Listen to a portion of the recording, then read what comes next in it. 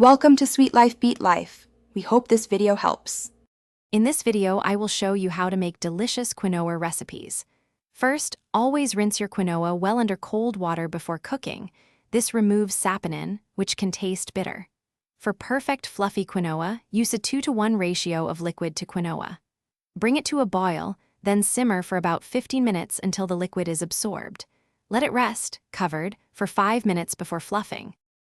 Once you have perfectly cooked quinoa, it's time to boost its flavor. Instead of water, try cooking it in vegetable or chicken broth for a richer taste. After cooking, stir in fresh herbs like chopped cilantro or parsley.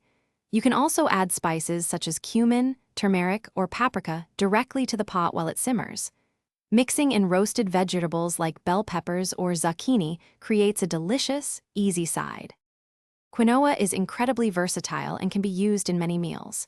It makes an excellent base for vibrant salads, combined with fresh greens, vegetables, and your favorite dressing.